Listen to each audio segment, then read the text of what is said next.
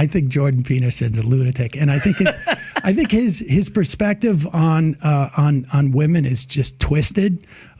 He might be good for helping wayward kids who don't know how to make their bed, but I think that a lot of his ideas are really incredibly toxic and bizarre. Have you ever filled up an arena with 15,000 people?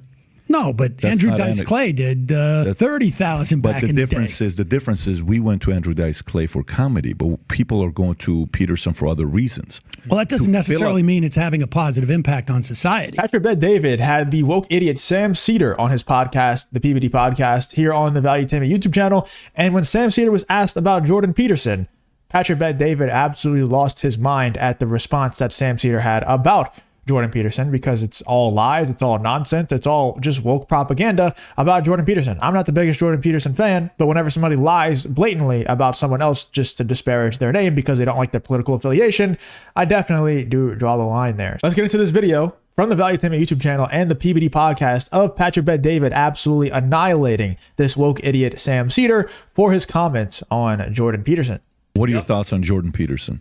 I think Jordan Peterson's a lunatic, and I think his perspective on women is just twisted. He might be good for helping wayward kids who don't know how to make their bed, but I think that a lot of his ideas are really incredibly toxic and bizarre. Frankly, what is it? On women specifically? Oh, I mean, just I'm not a Jordan Petersonophile, but I just remember the last thing that I had talked about that he had said was he was speculating that perhaps it was a detriment to women, not for men to have some form of ownership stake. I think he was talking just sort of like, broadly, like loose investment in relationship with them to protect them from rape. Both statistically, that's bizarre, but also the idea that and it wasn't that long ago that women were chattel of their husband, let's say, in this country, or women were property. Rape wasn't even a crime against women. It was a crime against the owner of women. Wow. So his stuff is completely ahistorical. Why do you think he has such a massive following, and what do you think about his... If you enjoy content like this, then make sure you leave a like and subscribe to the channel. It really does help me out a ton. Let's get back to the video. Followers. I mean, I don't know his followers. I don't know who they are. I imagine they're young people, but I mean, I think there's a bunch of reasons. I think that look, this is society is in a period of transition because people who have been marginalized for at least in the context of American society, have more of a voice, particularly through social media and this and that. But also, I think there's more of a voice in terms of there's not as much hostility from law and this and that. It was only 2013 when there was marriage equality in this country. And I think there's also and I think that it makes it hard for some people to understand where they fit in. And I think there is a very strong message from fundamentalists in this country, religious fundamentalists, who are, white-knuckledly holding on to their system of the way that society and families and people should be organized, and their interpretation of gender and whatnot, because it's all perceived as a threat.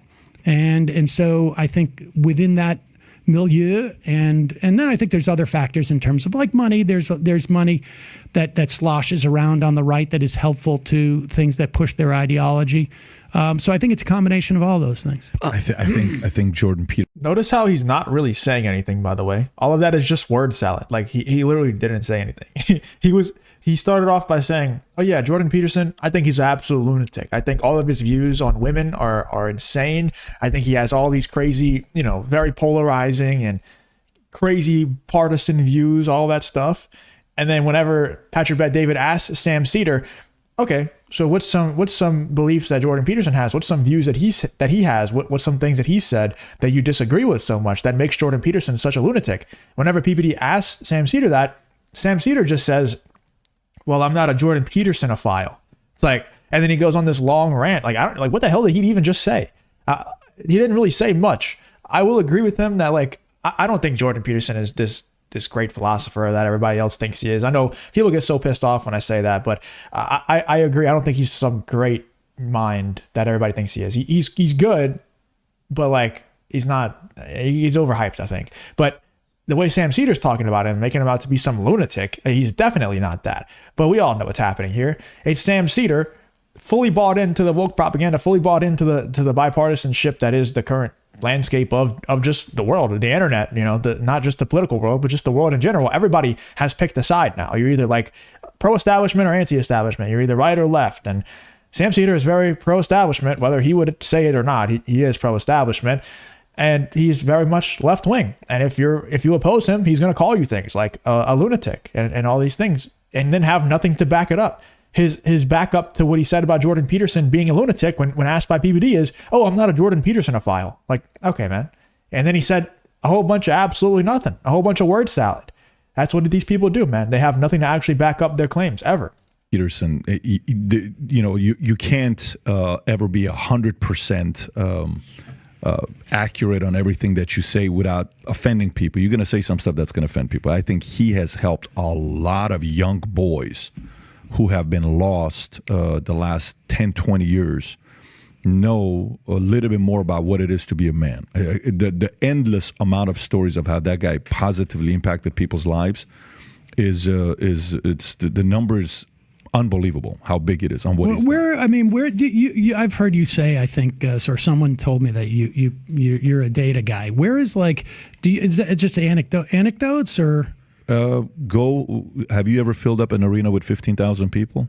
No, but That's Andrew not Dice Clay did 30,000 back in the day. But the difference is we went to Andrew Dice Clay for comedy, but people are going to Peterson for other reasons. Well, that doesn't necessarily mean it's having a positive impact on society. I think for men to be stronger is a positive impact on society in an era with so many fatherless homes that they don't have a man giving them direction. Thank God someone is giving them direction. Well, I worry about that guy. If people want, that's true. That's very true, man. Like when I think about like my friends that I grew up with and stuff, a lot of them, I hope they don't watch this, but a lot of them have become like very weak, very just accepting of a very mediocre life. They don't really want anything more for themselves.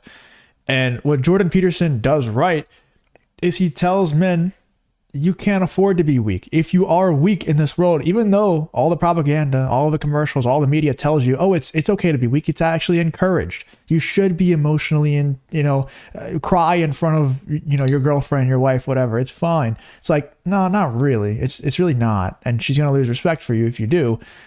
And like, you also need to go make money. You also need to get in the gym, get in shape, be capable of violence, be capable of protecting the people you're around. You need to do these things. And it's good that somebody is telling these men out there that they need to do those things. That in itself, if you get a lot of views on a video, even if you don't fill up arenas, if you get a lot of views on a video and it's you telling men they need to be stronger, that's going to benefit society. There's no doubt about it. But of course, Sam Seder will never admit this. Like, no matter what Patrick Bet-David said here, even if he put a spreadsheet from a certain source, a third party, and he said, here's the numbers, here's the people that Jordan Peterson has saved their life, affected their life in a positive way, he would say, I don't trust the source. He would just brush it off. That's what these people do. No matter what evidence Sam Seder has provided by Patrick Bet-David, he will always just say, no, Jordan Peterson's a detriment to society. He's a lunatic. He's always going to think that. Nothing would ever change his mind because he is completely bought into the bipartisanship of the current internet landscape. That's just how it is now. Direction, they can come to me. I'll give Well, that would be a fun case to see you give mindset to 100 boys and him give mindsets to 100 boys, and we see what happens 20 years later. It's yours, by the way. It'd be an interesting one. By the way, last one here. Another guy. You could afford to set that up. I would be open to it. So if you like this clip and you want to watch another one, I don't know about y'all, but I'm not taking any advice from Sam Seder. I'm good, bro. And I probably wouldn't take advice from Jordan Peterson either. Just being real. I'm not a hater, I swear. But I know people are going to get so mad at me for saying that. But I'm good. I would definitely rather take advice from Jordan Peterson than Sam Seder. I'll tell you that for free. Let me know in the comments what you think about Patrick Bet-David absolutely destroying Sam Seder for the insane comments that he made about Jordan Peterson here live on the PBD Podcast and the Valuetainment YouTube channel.